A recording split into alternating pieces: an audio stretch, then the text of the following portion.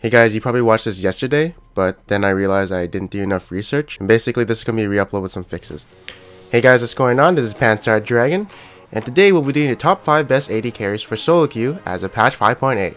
In the latest patch, Graves got a nerf to his Q, Jinx got a nerf to her ultimate, and Blade of Ruin King and Runon's Hurricane have gotten a buff and indirectly buff a certain someone.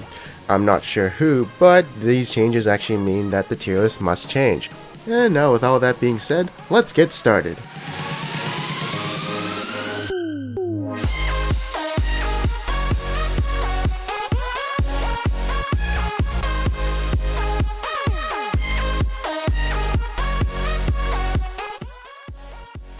So first up we have Hugh Jackman.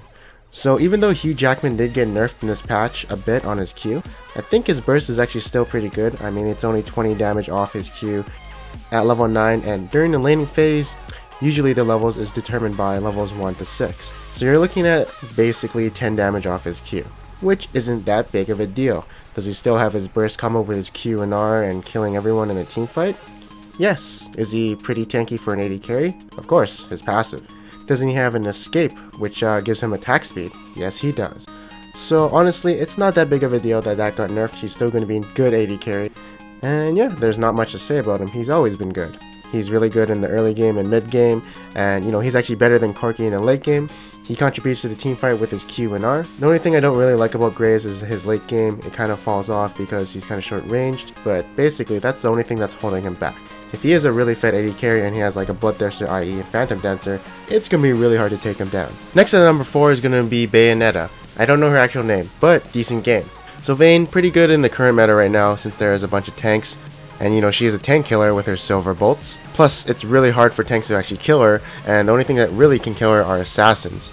Since, you know, she has to get up and close and she doesn't have the biggest escape, all she has is a tumble, which is good for kiting around tanks since they can't burst her and she creates a little small distance to kite them. But for assassins, she's going to need a bigger escape as they have instantaneous burst and can kill her in one go. The Blade of Ruin King buffed indirectly buffs her, but not by that much. She's also one of the few AD carries who can 1v1 other champions, and some cons of Vayne is that she does have a weak laning phase, so if you can get by through that, then good for you. But most matchups are going to be pretty hard since she doesn't have a lot of poke. She's also pretty short range and she only has single target damage, while most AD carries have like AoE of some sort. Alright, so number 3 we do have Kim Possible. So this girl, probably one of the best AD carries in the late game, just because she's really long range, has so much damage in her kit, and also has pretty decent CC. So even though she got a nerf to her ultimate, it was never really meant to be used, you know, close up in front like a shotgun. Sometimes it'd be more efficient to just auto attack the enemy to death and use your rocket to snipe them if they got away. So I don't feel like that ultimate nerf really meant anything. But anyways, she still got it. If she gets fed in the early game, the game is basically over unless you can kill her with a bunch of divers or assassins, as she scales incredibly into the mid game and late game. And in teamfights, she has a passive where basically she can clean up a lot of kills and she gets increased movement speed, and then snowball even harder. One thing of course that counters her is a bunch of assassins and divers since she doesn't have any escapes except for flash, but that's about it. Just hope to God you have people who are peeling for you. And in number 2 we do have Xena, the warrior princess. I don't know if you guys understand that reference because it's a really old show, but anyways, has Sivir been touched yet? No? Okay, does she give free movement speed to her whole team? Yes! Can she wave clear? Yes, she's got Q and W. How about her laning phase? Personally I don't like it, but I'm not an AD carry main. And now, the biggest reasons why I feel like she's really good, of course, was the movement speed, and to spell shield that one spell that could either lock her down or kill her, or maybe it does like 500 damage. In the late game it's on a 10-second cooldown, so that's actually really good. It makes her actually pretty hard to kill. And even though she has 500 range with all that movement speed, it's still going to be really hard to catch her and lock her down. Plus she's also one of the few AD carries who can initiate and chase people down. Next up at number 1 is Khaleesi. So it's either going to be her or it's going to be Sivir, but I'm going to just put my bet and say she's probably number 1 right now. Just because, you know, Runon's Hurricane has 10 more damage on hit and it costs 100 gold more, but it's still worth it. And Blade of Ruin King, you know, you can lifesteal off the passive now. And so since you have the Runon's Hurricane, you're going to be lifestealing a little bit more in teamfights. The reason I didn't like her a few patches ago was because that attack speed nerf to her auto attacks, I felt like it was actually pretty noticeable and a decent impact on her.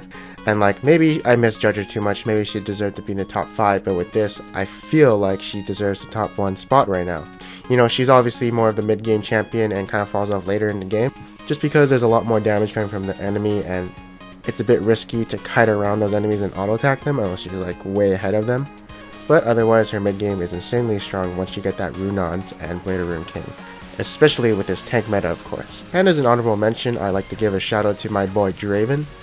He likes to snowball very well once he gets that first kill, and he does a shit ton of damage with his Q. He also has probably one of the highest DPS when he has 2 Qs rotating on his arms, but I do feel like he takes a lot of skill to play, so if you are a Draven main, congratulations for you, you're going to be climbing the ladder. Next up at number 23, we have the king, LeBron James. LeBron James is actually decent in the meta. He's got like a decent mid game. I don't really like his late game because, you know, his short range. And then he's got his laning phase, which is actually pretty decent because he can poke the enemies with his Q. But one thing I don't like is, since he falls off late game, I feel like he needs to get an early game lead or else he's gonna fall off. And yeah, he can definitely kite around these tanks, and he's really good at assassinating enemy squishies if he can get on them, since his burst is pretty high, but I do feel like there are better picks than him. Next up, we do have the Hip Hop Helicopter. So as you guys know, Corki's always been a solid champion. He hasn't been touched for a while. He's got his solid physical and magic damage, so that is really good if, say, your team has a lot of physical damage. And he can contribute to the magic damage factor. And once he gets his Trinity Force, he gets a huge power spike, and so he can go into the mid game and just kill everyone and be very powerful.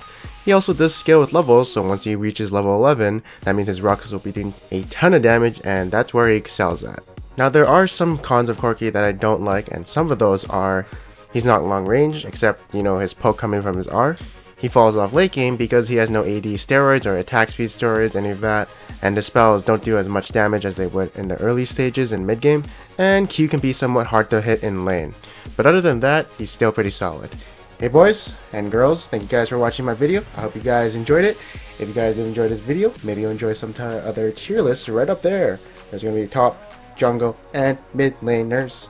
And for the jungles, I'm not actually sure if I'm going to do it. I have to do a lot more research on that because I don't think a lot has changed since like my last jungle tier list, but I still have to look at it for sure. But the other two will definitely get something definitely getting worth looking at. Yeah. So anyways, thank you guys for watching my video. I hope you guys enjoyed it. I'm Panther Dragon, your host, and I'll see you guys next time.